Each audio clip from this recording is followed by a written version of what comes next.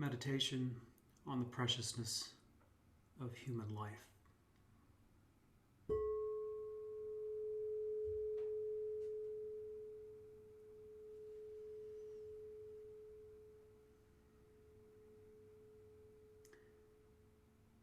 So let's begin with a comfortable posture, with the back upright and the body relaxed.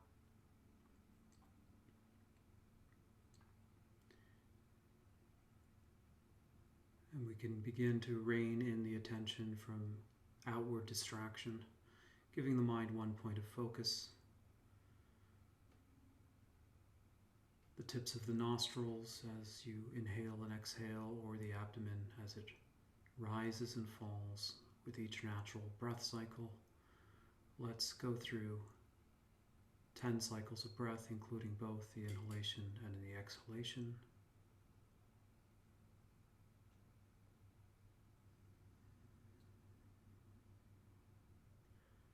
The eyes can be open or closed.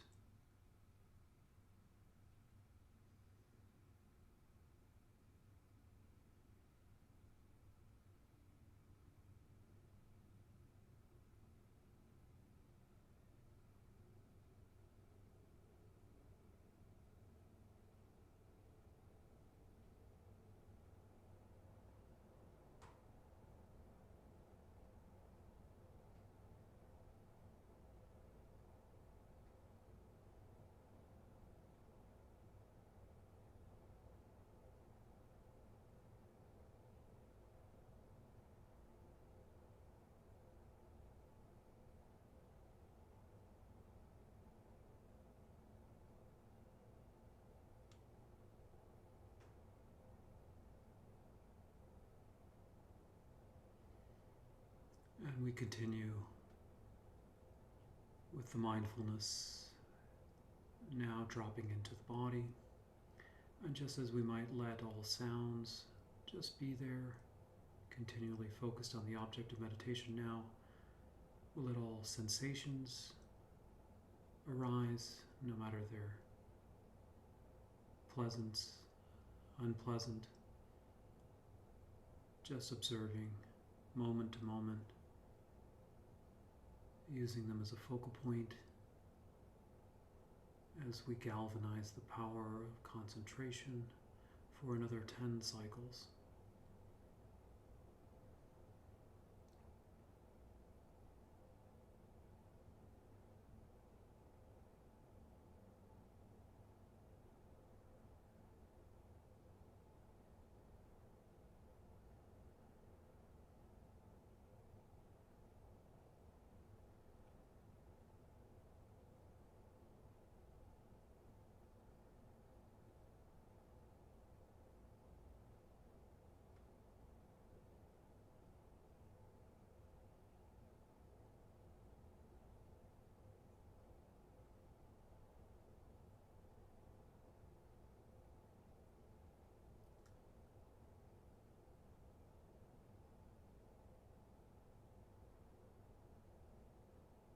And with that level of clarity now, we can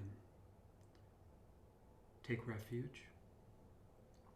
So those that have already taken the formal refuge, then refresh that refuge, your commitment to the Buddha, the Dharma, and the Sangha, your healthy reliance on them as a basis, a reliable basis for the direction of your consciousness, an orientation in the long quantum horizon of possibilities, your model, your teachings, and your community, and of course all your vows and commitments and pledges to restrain certain impulses and adopt others conducive to fulfill your aspiration. Those that have not taken the refuge then develop a sincere wish to one day take the refuge, but at the same time recognize simply that your mind is exceedingly powerful. It is capable of destroying lives and also benefiting lives. it can destroy the planet, and it can liberate oneself and others.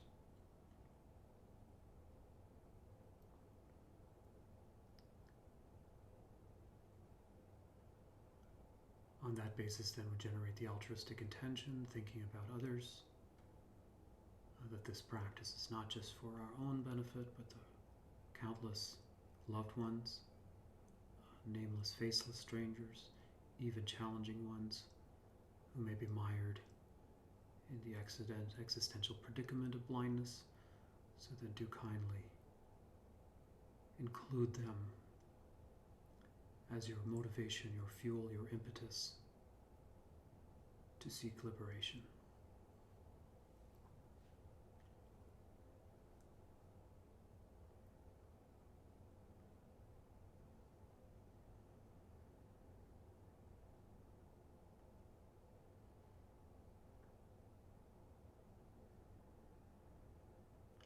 On that basis, then, we can begin the reflections on the preciousness of human life, including what are called the 8 liberties or freedoms and the 10 endowments or fortunes. In order to enter into this meditation, then, we have to again reflect on the basis of consciousness as beginningless. Mind is beginningless. It is migrating through life cycles and life forms based on karma and based on blindness, what is called causality or afflictions and unconsciousness, and as a result of activity creating new life forms for itself.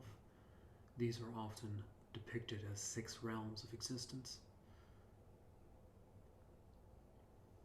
All realms are impermanent, but because of the force of blindness, we are lost, floating between these realms.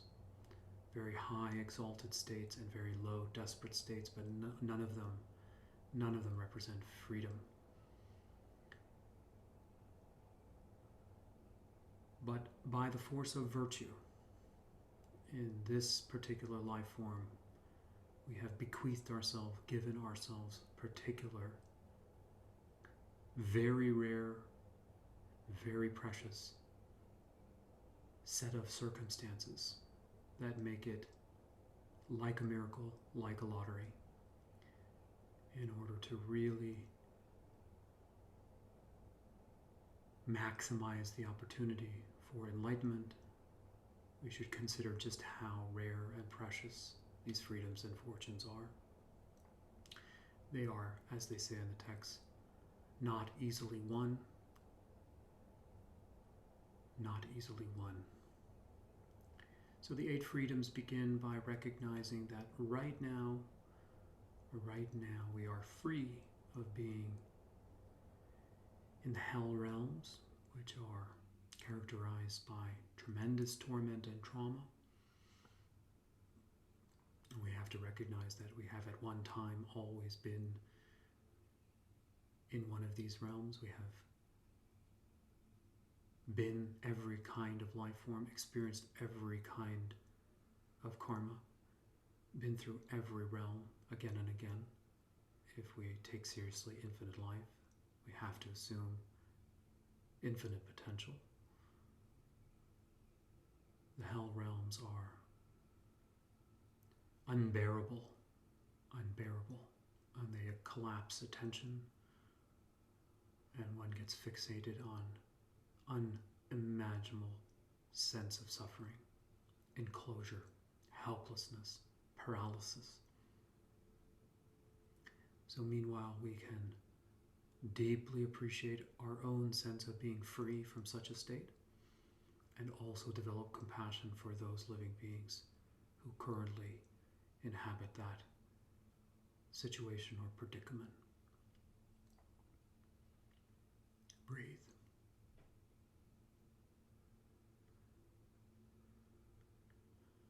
The second freedom is the freedom from being in the hungry ghost realm, or the realm of addiction. It may be possible in your former life you have been mired in addiction, The depiction in the 6 realms is of living beings with huge bellies and appetites and very narrow throats. The sense of endless dissatisfaction and yearning, hunger. Incredibly, incredibly preoccupied and never feeling satisfied. And so destructive addictions. So just take a moment and really appreciate one's current situation not being in such a predicament, and at the same time try to generate compassion for those who may be.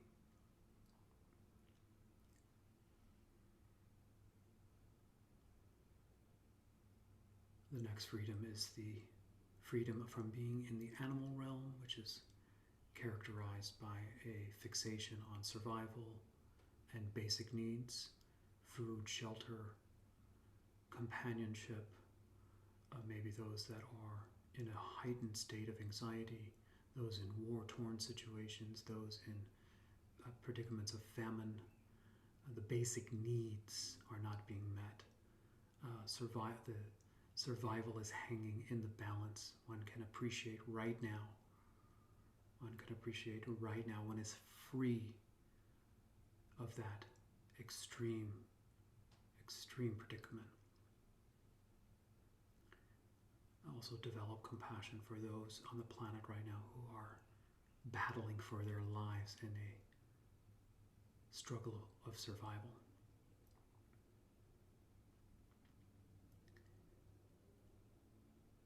The next freedom then, the 4th one, is the being free of the God realms. Of course, our culture insists that this is the pinnacle of life, to reach the stature of tremendous fame, fortune, celebrity, a genius, to have all kinds of unimaginable resources and wealth, acquisition, power, control, beauty, intelligence, according to the mandates of the consumer world. This is the pinnacle of a meaningful life. And then, according to the infinite life perspective, this is another, albeit pleasant, trap or predicament. They say that the gods become enamored with their own self-importance. They become preoccupied with their own power and their own beauty. You can imagine Narcissus becoming infatuated with his reflection, and in a way becoming detached from the world, from the realities of human struggle, until the last few days where one becomes rudely awoken that one has spent an entire life enjoying the fruits and not harvesting for the future. One loses everything in the blink of the eye. This is the predicament of the downfall of the gods.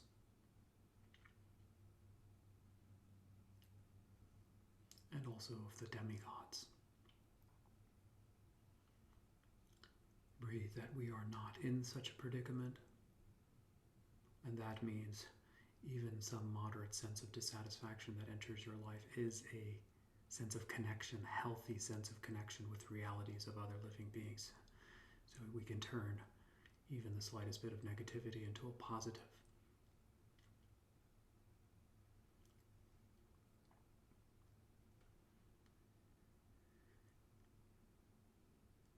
Have compassion for the so-called God realm and the celebrity, and what fate they lies waiting in wait for them. Not a very good one. So have compassion.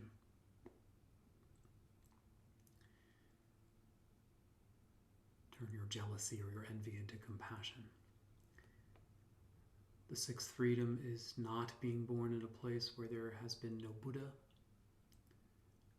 I try to think on the long horizon of infinite life. There are very long eons called dark ages, similar to the dark ages of our own history, where there are no Buddhas, there are no teachings, there are no Dharma experiences, there are no Dharma inputs or outlets.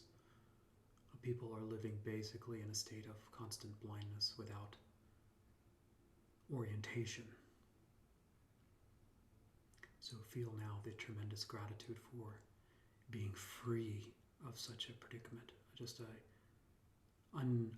unfathomable probability that you have been born in a time where you are free of being in a dark age.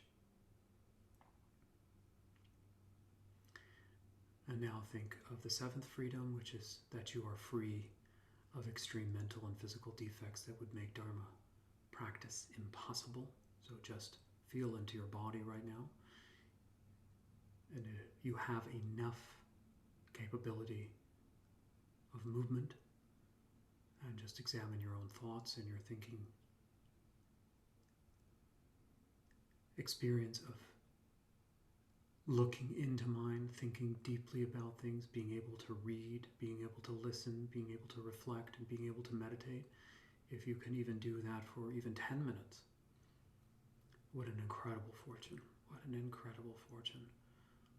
And that you are free of a predicament where the mind and body are failing you and don't allow you to look deeply at the nature of reality. Have compassion for those who are struggling, not finding that freedom. And the final freedom is being free of a worldview not conducive or contradictory to reality. This is explicitly the worldview of nihilism, that there is no meaning to life, that life is terminal, that you are simply just a material being. You come from nowhere, you go to nowhere, and your life is meaningless. This is considered one of the most destructive worldviews. Even though we have been indoctrinated into such a worldview in Western consumeristic, industrialized, capitalistic culture, secular culture, to even have the flexibility of mind to challenge such a fundamental presupposition, even as an experiment,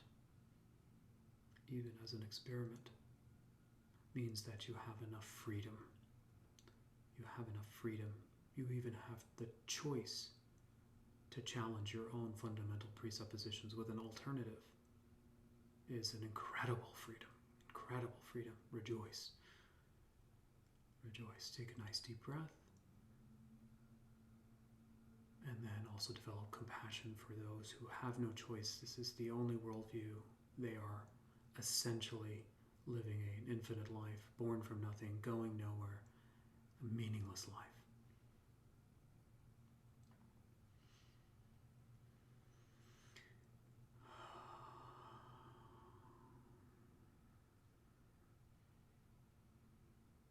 Even to have one or two from this list is the probabilities, the mathematics is incalculable, but to have all 8 is more than winning any kind of lottery. Let's now move to the 10 endowments, or the 10 opportunities. Having covered the 8 things we are free from, now we can look closely at the 10 things that we may have that makes this life exceedingly precious and conducive for liberation. First and foremost, we are born a human being. We are born a human being. We take this for granted. We assume this is the only life form, but from the infinite life perspective, we have already been animals. We have already been hell beings. We have already been hungry ghosts. We have already been gods, demigods. Through the forces of our own choices, particularly our own virtues, we have actually consciously created the conducive conditions to inhabit the life form of a human being. Incredible, a miracle. Even current science and DNA and the intricacies of what goes into taking on a physical embodiment as a human being and having that work, having that function, at the micro level, the micro probability level is unimaginable and unthinkable. Take a nice deep breath and celebrate the gift we have given ourselves likewise have compassion for all the little creatures, all the hell beings, all the other ones, not fortunate enough to have this very perfect embodiment, just enough suffering to prompt us to be curious about our existential predicament, just enough freedom to allow us to seek a solution or an answer. The second endowment, of course, is the fortune of being born in a time where there is Dharma, practiced by the monks and nuns and the spiritual laity. And this means that there have been the maintenance of unbroken streams of lineage,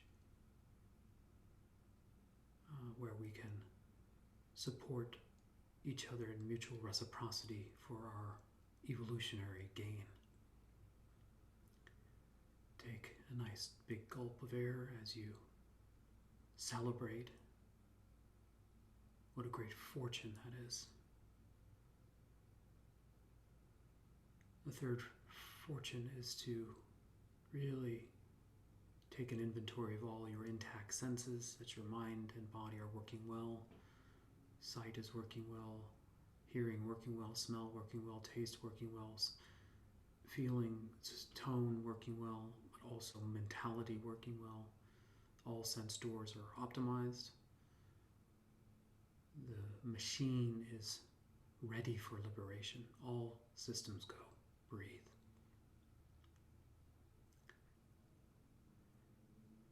The fourth fortune is that even though at one time we may have committed some unimaginable acts of atrocities that carry very deep, deep karmic consequences, currently the evidence of our own embodiment suggests we have been free. We are currently free of that karmic burden, free of being the recipient of former acts of atrocity that would make Dharma practice absolutely impossible. So we are incredibly fortunate that we have not committed those unimaginable acts, killing one's father and mother, killing the saints and sages, drawing blood from a Buddha, causing division among our communities, spiritual communities. Since that has not been the case, we are so fortunate. So fortunate. The playing field is wide open for us. Wide open. The yoke of the burden of the cross on our shoulders has been removed. Breathe.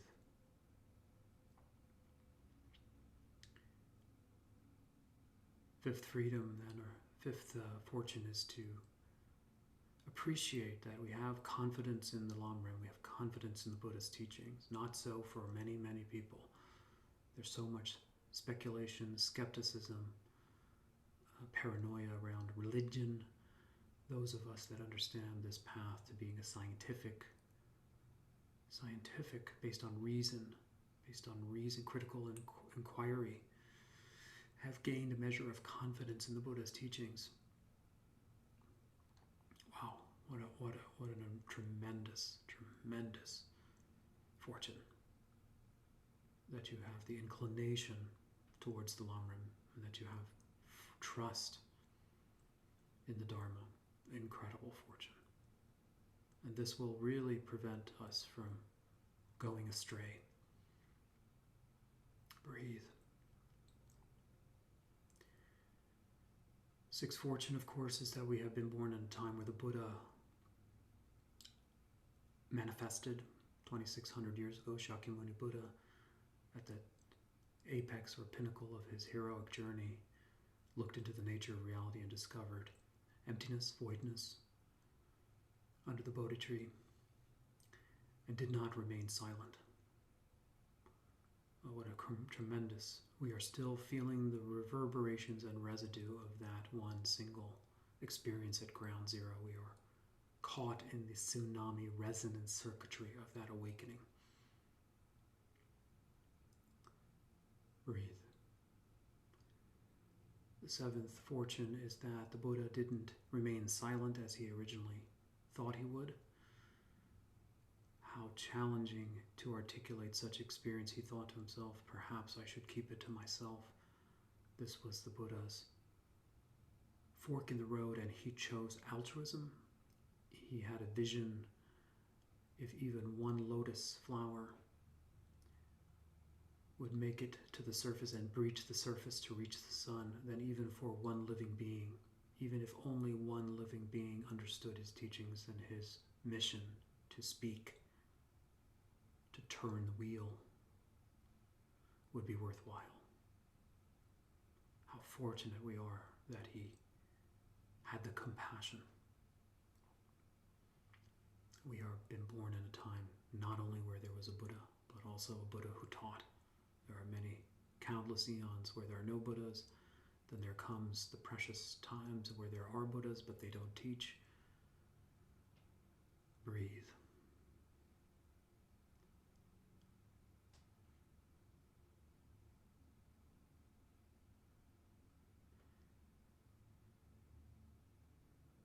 Now the eighth fortune is that there's still a reverberation.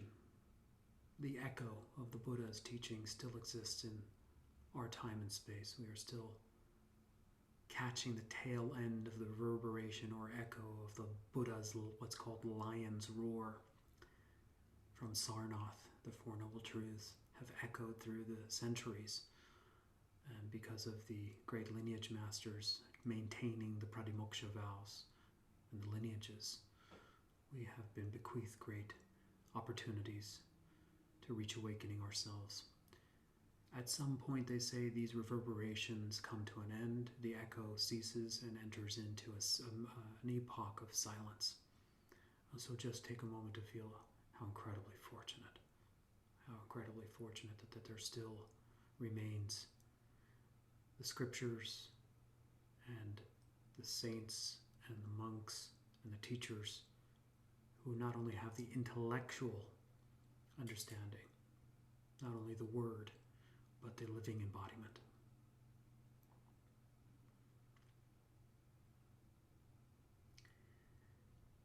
And then the ninth, born at a time where the communities are still practicing and maintaining the vows. So if you can access a community online right now where there are people maintaining Dharma practice, good, sincere virtue, cultivating virtue, pacifying the mind, trying to wake up. Wow, what a pure fortune. Just unbelievable, unbelievable.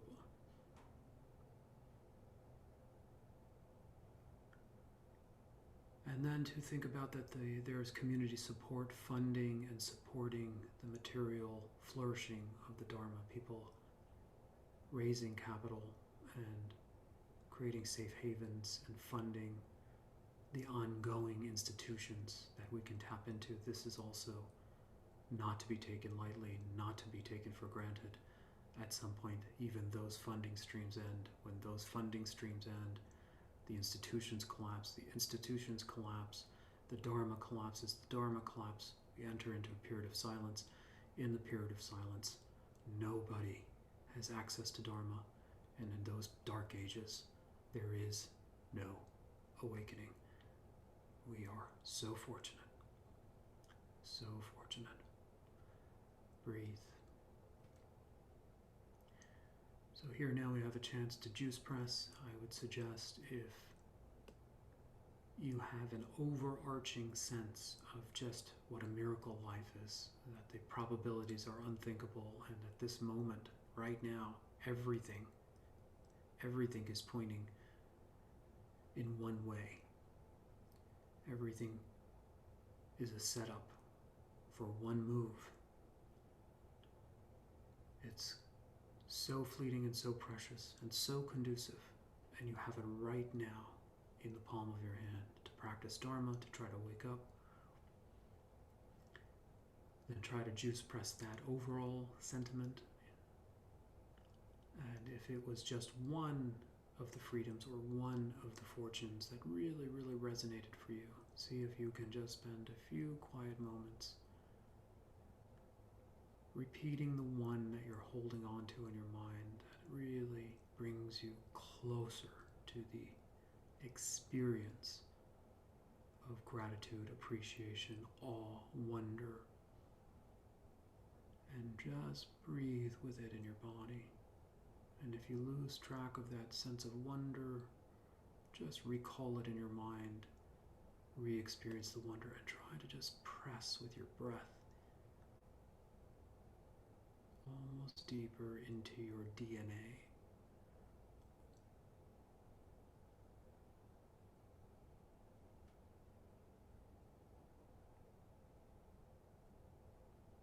All systems go.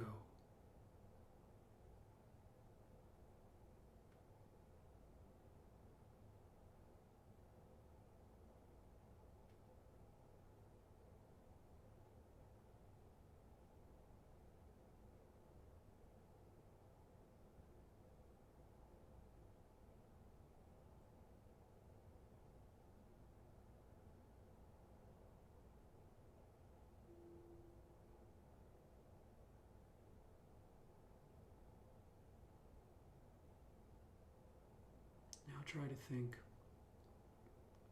the next moment when we're off our cushion and the thought or experience arises that we are not fortunate, and that we're having a bad day, that we're befalling an unfortunate circumstance,